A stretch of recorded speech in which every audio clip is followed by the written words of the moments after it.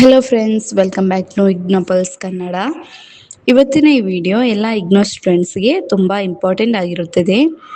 ಯಾಕೆಂದರೆ ಈಗ exam time ತುಂಬ ಹತ್ತಿರ ಬಂದಿದೆ. ಹೆಚ್ಚು ಸ್ಟೂಡೆಂಟ್ಸ್ ಈಗ ಟೆನ್ಷನಲ್ಲಿ ಇರುತ್ತಾರೆ. ಇನ್ನೂ ಪ್ರಿಪ್ರೇಷನ್ ಸ್ಟಾರ್ಟ್ ಮಾಡಿಲ್ಲ. ಎಷ್ಟು ಓದಿದ್ರೂ ನೆನಪಿನಲ್ಲಿ ಉಳಿಯಲ್ಲ, ಪಾಸ್ ಆಗ್ತೀನಾ ಇಲ್ವಾ ಅಂತ ತುಂಬ ಕನ್ಫ್ಯೂಷನ್ ಇರುತ್ತೆ. ಆದರೆ ಫಸ್ಟು ಒಂದು ಥಿಂಗ್ ನೆನಪಿಟ್ಟುಕೊಳ್ಳಿ, ಇನ್ನೂ ಸ್ಟಾರ್ಟ್ ಮಾಡಿಲ್ಲ ಅಂದರೆ ಕೂಡ ಲೇಟ್ ಆಗಿಲ್ಲ. ಆದರೆ ಇವತ್ತಿನ ನಂತರವೂ ಡಿಲೇ ಮಾಡಿದರೆ ಮಾತ್ರ ಪ್ರಾಬ್ಲಮ್ ಆಗುತ್ತೆ. ಅದಕ್ಕಾಗಿಯೇ ಇಂದೇ ಪ್ರಿಪ್ರೇಷನ್ ಸ್ಟಾರ್ಟ್ ಮಾಡಿ. ಮೊದಲಿಗೆ ನೀವು ಮಾಡಬೇಕಾದದ್ದು ಒಂದು ಸಿಂಪಲ್ ಸ್ಟಡಿ ಟೈಮ್ ಟೇಬಲ್. ತುಂಬ ಹಾರ್ಡ್ ಟೈಮ್ ಟೇಬಲ್ ಮಾಡಬೇಡಿ. ಒಂದು ದಿನಕ್ಕೆ 10 ಅವರ್ಸ್ಟು ಓದ್ತೀನಿ ಅಂತ ಪ್ಲ್ಯಾನ್ ಮಾಡಿ ನಂತರ ಫಾಲೋ ಮಾಡದೇ ಬಿಡೋದಕ್ಕಿಂತ ಡೈಲಿ 3 to 4 ಅವರ್ಸ್ ಕನ್ಸಿಸ್ಟೆಂಟ್ಲಿ ಓದಿದರೆ ಸಾಕು. ನೀವು ಮಾರ್ನಿಂಗ್ ಪರ್ಸನ್ ಆಗಿದ್ದರೆ ಮಾರ್ನಿಂಗ್ ಓದಿ, ನೈಟ್ನಲ್ಲಿ ಕನ್ಸಂಟ್ರೇಷನ್ ಚೆನ್ನಾಗಿದ್ದರೆ ನೈಟ್ ಸ್ಟಡಿ ಮಾಡಿ. ಅಂದರೆ ನಿಮ್ಮ ಕಂಫರ್ಟ್ಗೆ ಸೂಟ್ ಆಗುವ ಟೈಮ್ ಟೇಬಲ್ ಇರಬೇಕು.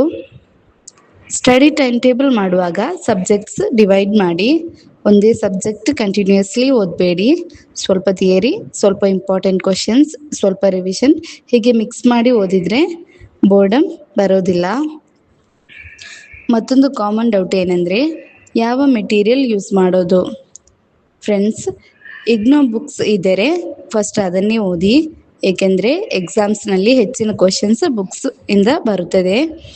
ಬುಕ್ಸ್ ಕಂಪ್ಲೀಟ್ ಆಗದಿದ್ದರೆ important questions, previous year question papers, short notes ಇವನ್ನು ಯೂಸ್ ಮಾಡಬಹುದು.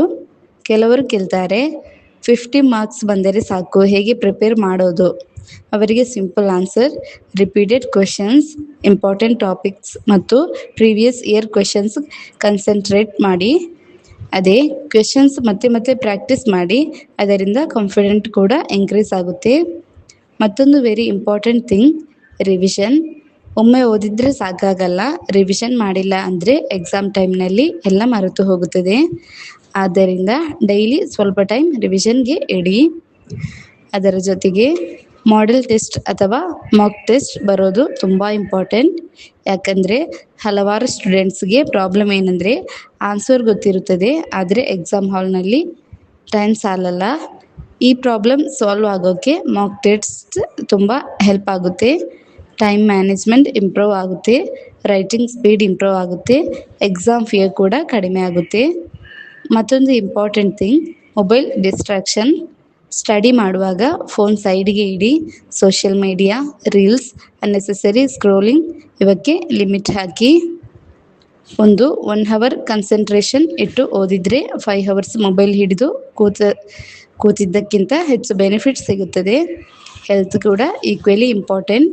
ಪ್ರಾಪರ್ ಫುಡ್ ತಿನ್ನಿ, ವಾಟರ್ ಹೆಚ್ಚು ಕುಡಿ, ಲೇಟ್ ನೈಟ್ ಫುಲ್ ಅವೇಕ್ ಆಗಬೇಡಿ. ಮಿನಿಮಮ್ 7 to 8 ಅವರ್ಸ್ ಸ್ಲೀಪ್ ಬೇಕು. ಯಾಕಂದರೆ ಸ್ಲೀಪ್ ಕರೆಕ್ಟ್ ಆಗದಿದ್ದರೆ ಮಾತ್ರ ಮೈಂಡ್ ಫ್ರೆಶ್ ಆಗಿರುತ್ತದೆ. ಮೆಮೊರಿ ಪವರ್ ಮತ್ತು ಕನ್ಸಂಟ್ರೇಷನ್ ಕೂಡ ಇಂಪ್ರೂವ್ ಆಗುತ್ತೆ. ಮತ್ತೊಂದು thing, negative thinking completely avoid ಮಾಡಿ. ನನಗೆ ಆಗಲ್ಲ, ನಾನು ಫೇಲ್ ಆಗ್ತೀನಿ ಅಂತ ಯೋಚಿಸಬೇಡಿ. ಕಾನ್ಫಿಡೆಂಟ್ ತುಂಬ ಇಂಪಾರ್ಟೆಂಟ್. ನೀವು ಡೈಲಿ ಲಿಟಲ್ ಎಫರ್ಟ್ ಹಾಕಿದರೆ ಡೆಫಿನೆಟ್ಲಿ ಎಕ್ಸಾಮ್ ಕ್ಲಿಯರ್ ಮಾಡಬಹುದು. Remember one thing friends, success ಒಂದೇ ದಿನದಲ್ಲಿ ಸಿಗೋದಿಲ್ಲ, ಡೈಲಿ ಕನ್ಸಿಸ್ಟೆನ್ಸಿ ಇಂದ ಬರುತ್ತೆ. ಆದ್ದರಿಂದ ಇವತ್ತಿನಿಂದ ಸ್ಟಾರ್ಟ್ ಮಾಡಿ. ಸ್ಮಾಲ್ ಸ್ಟೆಪ್ಸ್ ತೆಗೆದುಕೊಂಡರೂ ಕಂಟಿನ್ಯೂ ಮಾಡಿ. ಡೆಫಿನೆಟ್ಲಿ ನೀವು ಗುಡ್ ಮಾರ್ಕ್ಸ್ ಸ್ಕೋರ್ ಮಾಡ್ತೀರಾ. ಈ ವಿಡಿಯೋ ಯೂಸ್ಫುಲ್ ಅನಿಸಿದರೆ ಲೈಕ್ ಮಾಡಿ, ಫ್ರೆಂಡ್ಸ್ ಜೊತೆ ಶೇರ್ ಮಾಡಿ ಮತ್ತು ನಮ್ಮ ಚಾನಲ್ಗೆ ಸಬ್ಸ್ಕ್ರೈಬ್ ಮಾಡೋದನ್ನು ಮರಿಬೇಡಿ. ಎನಿ ಡೌಟ್ಸ್ ಅಥವಾ ಇಂಪಾರ್ಟೆಂಟ್ ಕ್ವೆಶನ್ಸ್ ಬೇಕಾದರೆ ಕಮೆಂಟ್ ಮಾಡಿ ಅಥವಾ ಕಾಂಟ್ಯಾಕ್ಟ್ ಮಾಡಬಹುದು. All the best for your exams. Take care everyone. Bye bye.